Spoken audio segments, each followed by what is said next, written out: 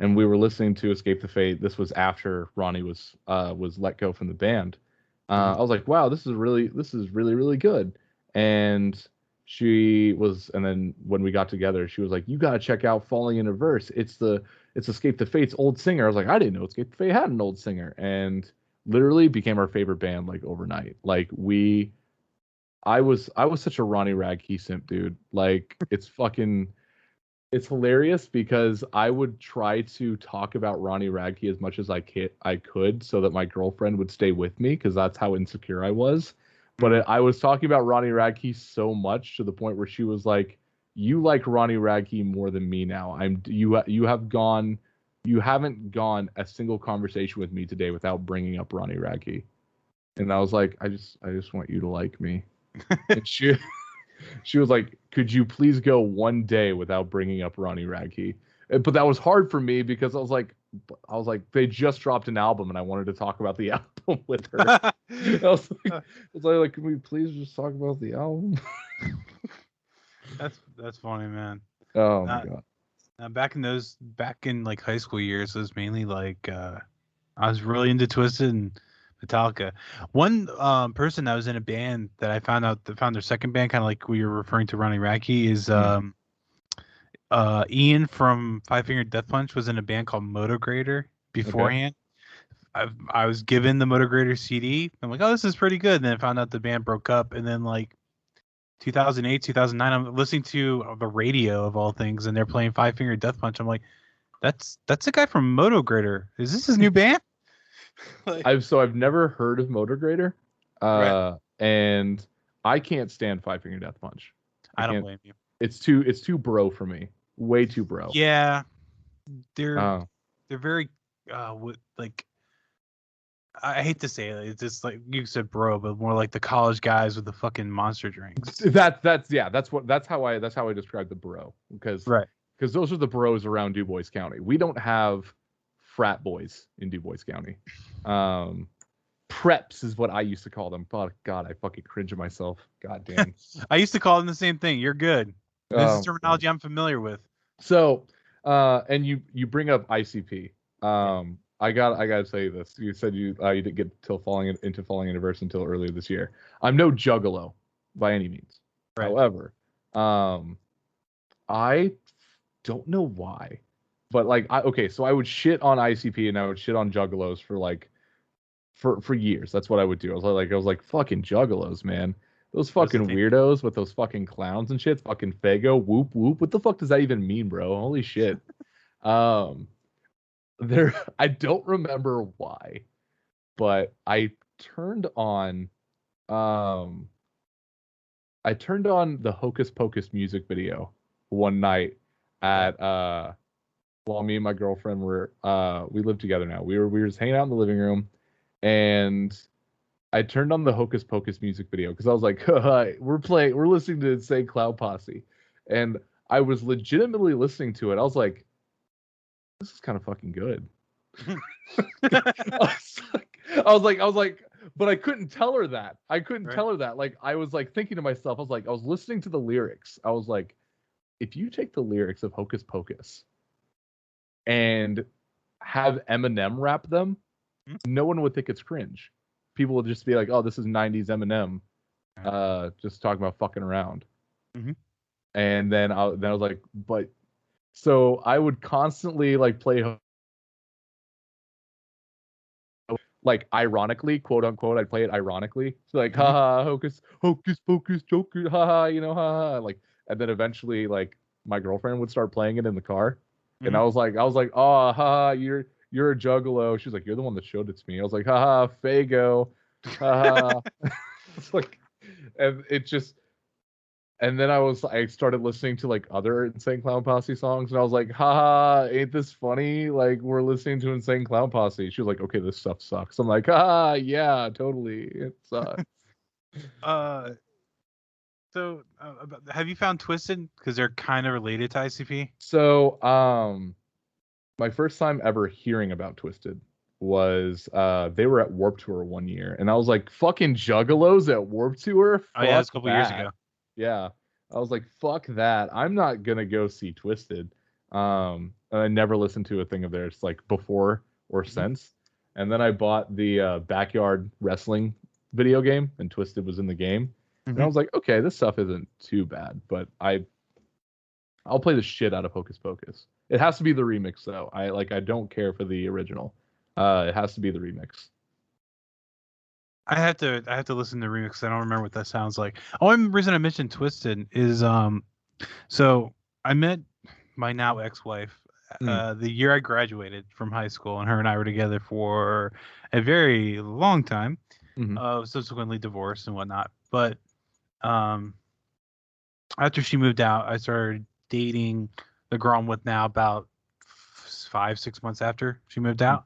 But we're just riding in my car. We're going. I think we left if I remember right, we left the movie theater and was getting something to eat. And Twisted came on. She goes, "Oh, I know this group." I'm like, "Oh, how do you know this group?" And she brought up a song that Twisted wrote called "I'm All Right," and it's one of the ones. It's more like it's written in a style of kind of like a suicidal note. Okay. And I'm like, "Oh, yeah, I'm very familiar with this song." And she goes, "Wait, me?" And I'm like, "I got this CD when I was like 15. Like, I know this song lyrically." And I'm like, "If you hear the guy in the beginning, like, it became a thing around the school that I could do his voice, and everyone was like, hey, do his voice." And she goes, "That's crazy because no one else I know really knows this music." And like, we start going like different playlists, and there was a lot of commonalities between her and I musically, which is it's weird because they'll go from like Elvis Presley to like Slipknot and then go to like R&B and rap. I completely get it. I'll go from Kanye West to Frank Sinatra to Cannibal Corpse to Limp Bizkit to Johnny Cash to AFI to it'll just all over the place. I like a lot of those except for Kanye West. I do not like Kanye West. Okay. Have you actually tried listening to Kanye West or yes? Okay. Yes. Because there are plenty. Because I used to be that guy too. I was like, I don't care for Kanye West, and then I actually sat down and I listened to Kanye West, and I was like, this man's a fucking genius, like in my opinion. But I understand. Yeah. I understand those who don't like Kanye West. I think it comes down to the style because he shares a very similar style to like Lil Wayne, and I don't like that style. I've always been more of a fan of like it's considered West Coast, so like Snoop and Ice Cube and Tupac, Eminem. I do like Jay-Z. It's just I've never really been a fan of like Kanye. Like I had friends show me Jesus Walks, Gold Digger. That song's so fucking hype. I love Jesus Walks. And a few others. I'm like, I just can't get into this guy. Like I just don't like it. And there's a song with Jay-Z called Empire State of Mind, and I have to like fast forward through this part. No. So Empire State of Mind has Alicia Keys in it. I like Alicia Keys. So yeah, that's Empire State of Mind. The song you're thinking of with Jay-Z and Kanye West, they actually did an entire album together called Watch the Throne. But the very popular song from that album is the censored version of this, and I'm sure you could figure out what I'm trying to say, is Fellas in Paris. That is the song. Okay, it's Fellas. I thought it was Empire State of Mind. Nah, Empire State of Mind is Jay-Z and Alicia Keys. I know because I was listening to both of those songs last night. Oh, it's Run This Town. Jay-Z, Kanye West, and Rihanna. Yeah. Because I remember Rihanna was in it, so I had to like search that. Yeah, Run This Town. Man, I love that song too. So okay, going back to the wrestling stuff. Yeah. So you mainly started with WWE, and I did see your video earlier that you just don't shit on WWE because everyone shits on WWE, which I'm not gonna lie, I'm one of those people. Mainly, I'm mainly disappointed in it, legitimately. I don't. Okay, so here's the thing: a lot of people get wrong about me. Is if it's not that I am avoiding. Like I said this in the video, I don't avoid shitting on WWE. Like WWE has a lot of stuff that they could do a lot better on. Like straight up, like I don't think they're the best wrestling product out there, but also I don't think AEW is the best wrestling product out there. And that's where you and I agree. I just am more of a fan of AEW than WWE. And that's fine. That's fine. Everyone thinks that I'm an AEW hater because I target AEW. But I said There this. there was and I thought that too. And I'm gonna tell you what changed my mind. There was one you're talking about going to like All Out and stuff like that. To me, it's, and you can correct me if I'm wrong, but to me it comes across like you had high expectations for it, and they're not meeting it, and you're kind of feeling like they're turning back on what they promised they were going to do. Is Yeah, that all right?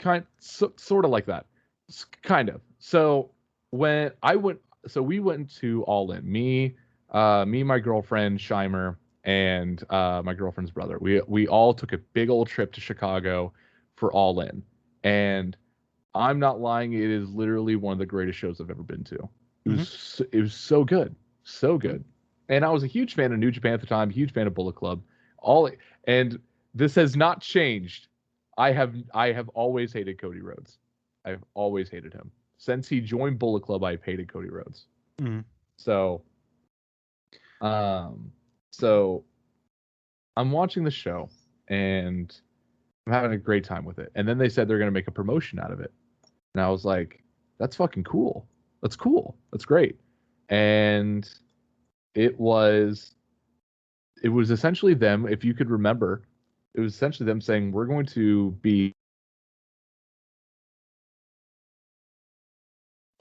have You strong, cut out when you said strong we're style. going to be, and then I cut out.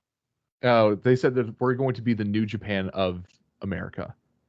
We're going to have press conferences. We're going to have backstage interviews, like post-match interviews. We're going to have this, we're going to have that. And I was like, wow. Because the one thing that it comes to wrestling is, or just anything in general, you have to be different. Mm-hmm. Because take a look at I'm just talking about all the wrestling that has come on like majorly since the downfall of WCW and ECW. You take a look at Impact. Mm-hmm. Impact was very much like how AEW is now. They're like, we're not sports entertainment. We're going to be doing wrestling, and we're going to have sports entertainment aspects of it, but it's mostly going to be wrestling. Mm-hmm. Which was different enough. You have Ring of Honor. Ring of Honor was like, fuck all that sports entertainment shit. We are going to be just wrestling. Lucha Underground was, we're going to tell a fucking soap opera, like a straight up soap opera with wrestling part of it. Mm-hmm. And those were all different enough. So whenever they were coming out saying we're going to be essentially the New Japan of America with strong style matches, longer matches, long-term storytelling, like stuff like that, I was like, okay, here we fucking go. And they never did that. Never. And I don't hold that against them at all. I mean, I just don't think it'll work on TNT, to be honest. No, it doesn't work on a mass scale. You have to be sports entertainment. Right. You have to. My issues with AEW are the fact that they are saying we're not sports entertainment while being sports entertainment. Yeah. Like that's a big thing that bugs me about them. Is like, we're not sports entertainment, but really we are. Our wins and losses matter in this company, when half the time they fucking don't. That is wearing in on me. The whole thing. That's wearing in. Because, and like what you said, like the alternative, right? I came up in the WCW era. Mm. One of the things I missed about WCW is, like, when you looked at the lower card matches, there was a natural progression where, like, if Jericho, for instance, beats Dean Malenko, and Dean Malenko was a former champion, Jericho can now face Juventud, who's the current cruiserweight champion. Once he has a cruiserweight belt, he can get to the TV title belt, and so on and so forth. Like, that was a natural progression for light heavyweights. And then the middleweights, like your DDPs, would be TV champion, US champion, and then world title. I missed that aspect of it because, like, it was one of those where you want to see where someone can come up, and WWE has had that missing for years. And it's just like, okay, hopefully AEW is actually going to go into that. And that was my ultimate, like, aspiration, because it's like, Dusty booked a lot of those matches, so maybe Cody